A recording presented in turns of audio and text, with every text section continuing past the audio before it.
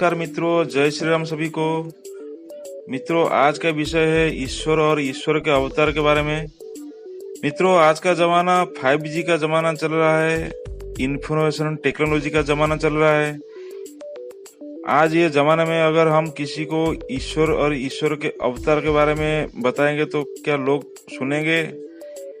इसके बारे में लोग ज्यादा रुचि नहीं रखते, क्योंकि टेक्नोलॉजी का जमाना है और समझ भी नहीं पाते सच में ऐसा कुछ होता है कि नहीं।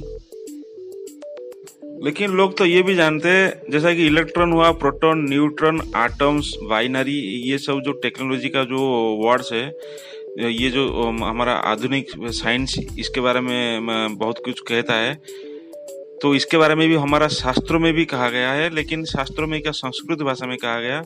लेकिन हमारा जो साइंटिस्ट या जो भारतीय वैज्ञानिक है, वो कभी इसके ऊपर कभी रिसर्च नहीं किए, ना डीपली पढ़े, उनको कुछ तथ्य ऐसा उनका दिमाग में नहीं घुसा है। इसीलिए मैं मित्रों आज हमारा जो मुनि ऋषियों का लिखा हुआ जो ग्रंथ है, तो उसके अंदर से मैं प्रमाण देकर आपको मैं समझाने के लिए कोशिश करूंगा। हमारे ऋग्वेद का 10वां मंडल 72 सूक्त और 6 नंबर मंत्र का जो ये अर्थ है, इसको पढ़िए। हे देवो, जब आप इस विस्तृत सलिल अथवा मूल अपत्यव्य में प्रतिष्ठित हुए, तब वहां आपके नर्तन यानी नृत्य करना, नर्तन से तीव्र रेणु मतलब पदार्थ कण प्रकट हुए।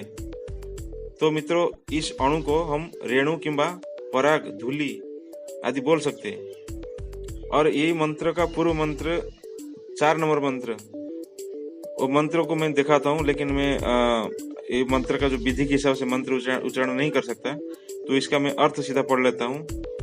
रेफरेंस तो दिया हूँ। तो इसका अर्थ हुआ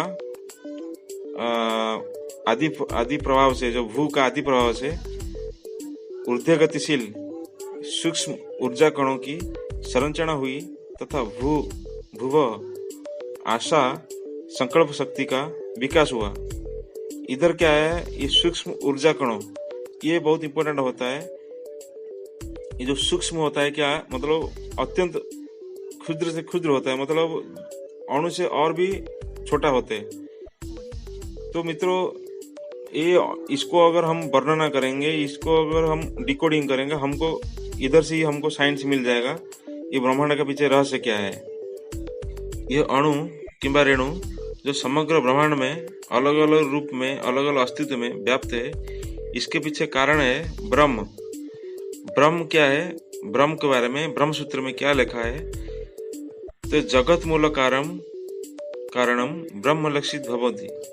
ब्रह्म सूत्र में और भी लिखा है अणुभ्य जगतमादि, यानी ये जो ब्रह्म है, ब्रह्म अणु से भी अणु है, अर्थात कारण ब्रह्म है, सारे ब्रह्मांड को संचालित करने वाला है, ये ब्रह्म है। ये निराकार रूप में है, ये कभी भी भौतिक नहीं है। श्रीमद् भागवत गीता का 8वां अध्याय का प्रथम श्लोक में अर्जुन उवाच में अर्जुन ने भगवान श्री कृष्ण को यही सवाल करते कि ब्रह्म क्या है प्रभु। तो ये श्लोक इधर लिखा है, किंग तद ब्रह्म किमाध्यात्म किंग कर्म पुरुषोत्तम अधिभूतं च किम प्रक्तमादिदेव किमुच्यते। भगवान श्री कृष्ण ने गीता का 8वां अध्याय का 3रा श्लोक में कहते, अक्षरं ब्रह्म परम स्वभावेव अध्यात्मं मुच्यते भूत भवत् करो विसर्ग कर्म संगीतः। इसका अर्थ हुआ, अक्षर ब्रह्म है जो कभी नष्ट नहीं होता है, वो परमात्मा ही ब्रह्म है। यह ब्रह्म से समग्र सृष्टि की उत्पत्ति होने के कारण सृष्टि को ब्रह्मांड कहा गया है, यानी यूनिवर्स। इस प्रकार ब्रह्म को हम समझ सकते हैं। ये ब्रह्म सर्वत्र व्याप्त है। इसका प्रमाण श्वेताश्वतर उपनिषद, जो कृष्ण यजुर्वेद का शाखा है, 6ठ अध्याय का मंत्र नंबर 11, एको देवः सर्वभूतेषु गूढ़ः सर्वव्यापी सर्वभूतांतरात्मा कर्माध्यक्ष सर्वभूताधिवासः साक्षी चेता केवल निर्गुणश्च। इसका अर्थ ये हुआ, इस सृष्टि के प्रत्येक कण में भी उसका वास है। किसका? ना ब्रह्म का वास है। यह सर्वव्यापी है, ब्रह्म सर्वव्यापी है। मित्रों, अब हम सिद्ध कर दिया कि ये ब्रह्मांड का कारण ईश्वर है। अब हम बात करते ईश्वर अवतार कैसे लेते। अवतार यानी प्रकट होना या आविर्भाव होना किंवा उत्पन्न होना। जो सर्वव्यापक ईश्वर है वो अवतार लेते कैसे है, इसके बारे में वेदों में जो प्रमाण है, यजुर्वेद का 31वें अध्याय का 19वां मंत्र में, ये मंत्र आप देखिए और इसका अर्थ मैं पढ़ लेता हूँ। प्रजापालक परमात्मा की सत्ता संपूर्ण पदार्थ में विद्यमान है। वो अजन्म होकर भी अनेक रूप में प्रकट होता है। उसके कारण शक्ति में संपूर्ण भुवन समाहित है। ज्ञानी जन उसको मुख्य स्वरूप को देख पाते हैं। वेदों में इस प्रकार अनेक प्रमाण दिया गया है और श्रीमद् भगवद गीता में भी भगवान श्री कृष्ण ने अर्जुन का एक प्रश्न का उत्तर देते हुए कहते हैं कि 4 अध्याय का 6 नंबर श्लोक में, यद्यपि मैं अजन्म और अविनाशी समस्त जीवात्माओं का परमेश्वर होते हुए भी अपनी अपरा प्रकृति को अध्ययन करके अपनी परा प्रकृति से प्रकट होता हूँ। मतलब भगवान श्री कृष्ण खुद ईश्वर अवतार है और खुद कैसे प्रकट होते इसके बारे में अर्जुन को बताते। मित्रों, ईश्वर किसी भी प्रकार से, किसी भी माध्यम से, किसी भी रूप में अवतार ले सकते हैं। चाहे मनुष्य की तरह, अजीब जीव की तरह दिखने जैसे हो, या पत्थर, धातु किंवा लकड़ी विग्रह के रूप में ईश्वर खुद प्रकट होते हैं। यह ईश्वर की मर्जी है जिसको हम तुच्छ मनुष्य कल्पना भी नहीं कर सकते।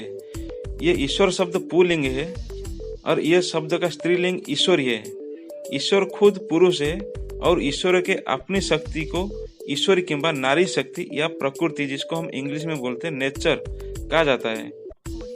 ईश्वर शब्द ब्रह्म के रूप में सारे अंतरिक्ष में व्याप्त है, जिसको हम ओम के नाम पे जानते हैं। इसके बारे में उपनिषद और वेद में भी कहा गया है। चलती हुई ब्रह्मांड में ईश्वर होने का ये एक प्रमाण भी है। वैज्ञानिक तथ्यों के माध्यम से ये जाना जाता है कि सारे ब्रह्मांड में कुछ ना कुछ एक शब्द ध्वनि वाइब्रेशन होता रहता है और इसके बारे में हमारे वेदों में ओम ब्रह्म कहा गया है, जो प्रणव अक्षर ओम होता है। यही होता है ध्वनि ब्रह्म यानी नाद ब्रह्म। ब्रह्म का अलग अलग रूप में विद्यमान होने का और भी एक प्रमाण है। महाभारत में सभा पर्व अध्याय 38 श्लोक संख्या 52 में कहा गया, एक ही सनातन ब्रह्म अनेक रूप में अभिव्यक्त हो गया है।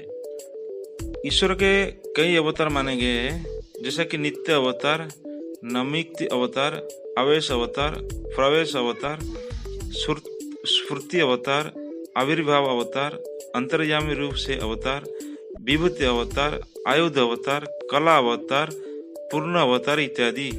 जैसे कि ईश्वर भगवान श्री कृष्ण पूर्ण अवतार में प्रकट हुए थे, उसी प्रकार ईश्वर के कला अवतार श्री कृष्ण द्वैपायन रूप में प्रकट हुए थे और बाद में महर्षि वेदव्यास नाम पे प्रसिद्ध हुए। भगवान श्री कृष्ण प्रकट होने का प्रमाण महाभारत का आदि पर्व अध्याय 63 श्लोक संख्या 99 में है और इसके बारे में संपूर्ण प्रमाण आपको भागवत पुराण और विष्णु पुराण में मिलेगा।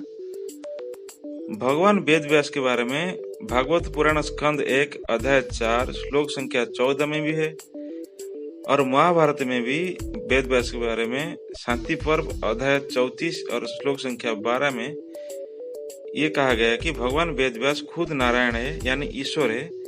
नारायण भी ईश्वर का एक रूप है और हमारा सनातन धर्म में अनेक ग्रंथों का रचना भगवान वेदव्यास ने ही की थी। रचना यानी जो ज्ञान और घटना आदि श्रुति और स्मृति की रूप में था, उसको भगवान वेदव्यास ने अपने शिष्य के माध्यम से या भगवान गणेश के माध्यम से लिपिबद्ध करवा दिए। ईश्वर को ब्रह्म भगवान परमात्मा नाम से भी जाना जाता है। जैसे कि भागवत में स्कंद 1 अध्याय 2 श्लोक संख्या 11 में ये कहा गया है, तत्वज्ञ पुरुष उस ज्ञान स्वरूप को एवं आदित्य तत्व को ही ब्रह्म परमात्मा एवं भगवान इन 3 नामों से कहते हैं। तात्पर्य है कि परमात्मा तत्व निर्गुण निराकार भी है, सगुण निराकार भी है और सगुण साकार भी है। मित्रों, मैं आशा करता हूँ मैं जितना समझाया हूँ आप समझ गए होंगे, और मैं प्रमाण के हिसाब से आपको सारे तथ्य दिया हूँ। फिर भी अगर इसके ऊपर और कोई डाउट रहे, शंका रहे, तो आप मेरा कमेंट बॉक्स में लिख सकते हैं।